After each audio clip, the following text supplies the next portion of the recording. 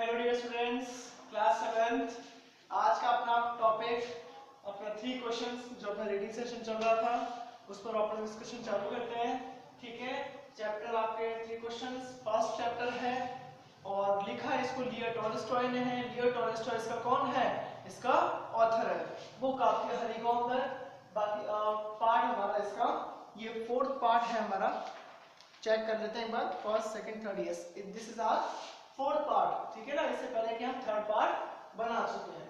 सो अपना paragraph number 4th है ये, और टू द 3rd से लेकर ये ऑन और ओन पर जाकर हमारा पैसेज फिनिश होएगा।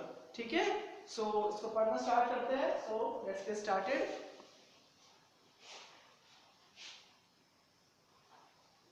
सो आई एम रीडिंग। ठीक है, to the 3rd question, some said science, other choose fighting, and yet other religion worship. अभी तक हमने, इससे पहले हमें समझ लेना चाहिए कि हमने अभी तक 3 पैसेज में क्वेश्चन नंबर 1 और क्वेश्चन नंबर 2 इन 2 क्वेश्चंस के आंसर हम दे चुके हैं। हमारा मतलब है कि जो किंग के पास जो बुद्धिमान व्यक्ति आए थे वो इन 3 क्वेश्चंस का आंसर दे चुके हैं। अभी जो तीसरा क्वेश्चन, तो तीसरा क्वेश्चन क्या है हमारा? तीसरा क्वेश्चन था कि राजा के पास उस एक समय पर करने के लिए सबसे इंपॉर्टेंट काम क्या होना चाहिए। ठीक है ना, what is the main work for him, what is the most important thing for him to do, यानी राजा के लिए करने के लिए सबसे इंपॉर्टेंट, यानी सबसे महत्वपूर्ण काम क्या होना चाहिए। तो उसके रिप्लाई में जो उसके पास जो वाइज मैन आए हैं वो क्या कह रहे हैं? टू द 3rd क्वेश्चन, तीसरे क्वेश्चन के लिए सम सेड साइंस, कुछ कहते हैं साइंस यानी विज्ञान के आविष्कार से संबंधित, कुछ कह रहे हैं अदर चूज फाइटिंग, कुछ क्या कह रहे हैं कि जो फाइटिंग यानी कि जो राजा जो लड़ाइयां लड़ता है वो चीज, and yet other religion worship, और कुछ क्या कह रहे हैं कि रिलीजियन द वर्शिप यानी धार्मिक पूजाएं। As the answer to his question were so different, और जैसा उसका क्वेश्चन था उसके हिसाब से आंसर सारे डिफरेंट थे।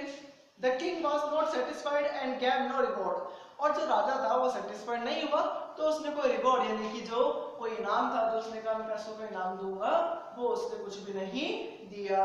Instead he decided to seek the advice of a certain hermit who was widely known for his wisdom, इसके बजाय उसने क्या सोचा?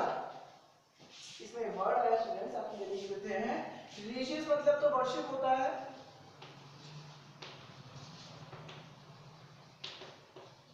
रिलीजियस मतलब वर्शिप यानी कि पूजा करना।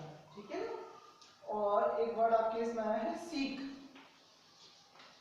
सीक मतलब होता है टू फाइंड और गेट, और इंस्टेड मतलब होता है इन प्लेस ऑफ। ये अपन पहले डिस्कस कर चुके हैं, ये वर्ड पहले आ चुका है कि इसके बजाय उसने क्या सोचा कि अब वो सीख करेगा यानी तलाश करेगा किसकी? The advice of a certain hermit, एक निश्चित हर्मिट की।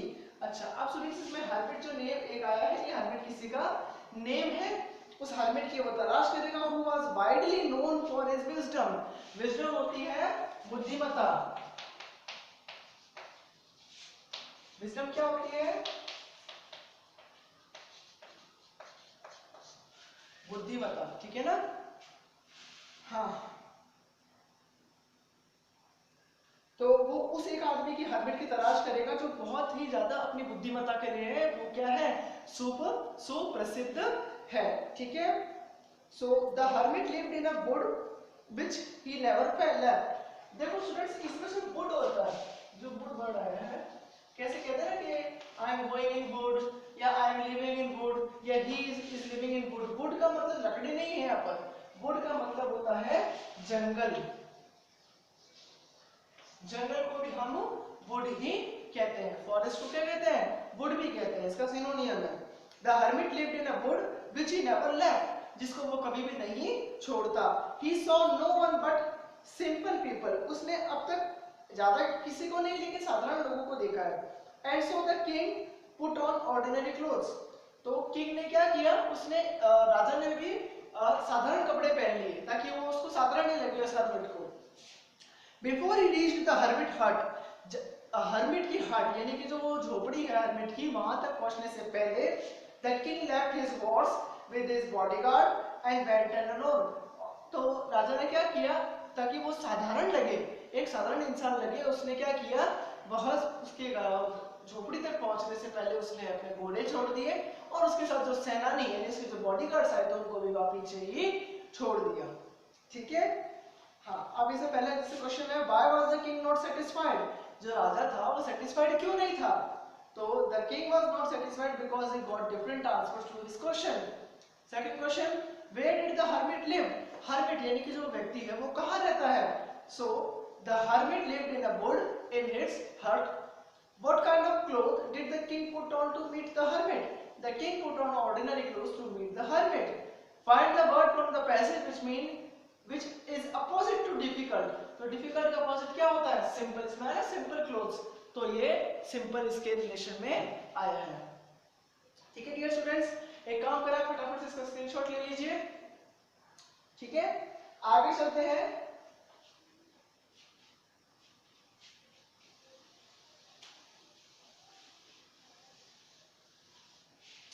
पैसेज नंबर हमारे 5 पर चलते हैं। ये हम करेंगे एज द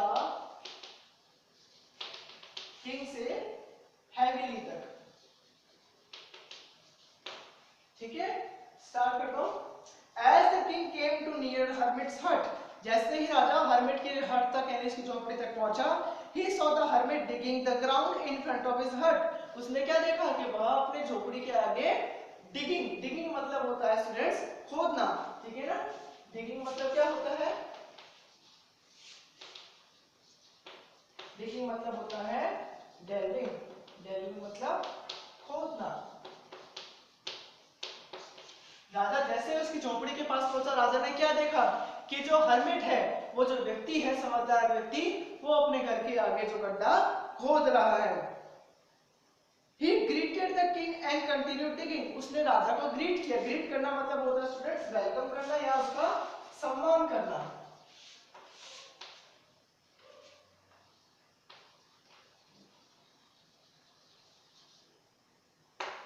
ठीक है ना, किसी को कहते हैं ना कि ग्रीट हिम यानी उसका सम्मान करो, उसका वेलकम करो। तो उसने राजा को वेलकम किया एंड कंटिन्यू डिगिंग। तो उसके लिए वेलकम उसने हल्का सा क्यों किया, क्योंकि उसके लिए वो एक साधारण व्यक्ति था, और डिगिंग यानी कि खोदना चालू कर दिया। The hermit was old and weak as he worked he breathed heavily. Hermit क्या था, हर्मिट एक बूढ़ा व्यक्ति था, तो वो क्या था, बूढ़ा था, और जैसा वो काम कर रहा था, इतना खतरनाक खोदने का काम कर रहा था, इतनी मेहनत का काम कर रहा था, तो वो कंटिन्यू ब्रीथिंग यानी कि हाँ कंटिन्यू हैवीली ब्रीथेड यानी कि वो बहुत तेजी से सांस ले रहा था, क्योंकि वो हाँफ गया था इतने वो गड्ढे में काम करते हुए, क्योंकि वो एजेड आदमी है, तो वो थकना उसके लिए वो जनरल चीज है। ठीक है ना, आज स्टूडेंट्स हम इतना ही करेंगे। इसके बाद में हमारे पास सिर्फ 2 पैराग्राफ बचते हैं, उन 2 पैराग्राफ्स को हम अगले लेक्चर में डिस्कस करेंगे। वीडियो ज्यादा लेंथी नहीं होना चाहिए, आप लोगों को बोरिंग नहीं लगे, इसलिए हम ज्यादा बड़े वीडियोस को नहीं अपलोड करते हैं। Okay dear students, I hope कि आप लोगों को जो आज मैसेज पढ़ा है वो समझ में आया होगा। कोई भी कुछ समझ में नहीं आया हो, कोई भी आपकी क्वेरी हो, सो प्लीज हमें रिप्लाई करें।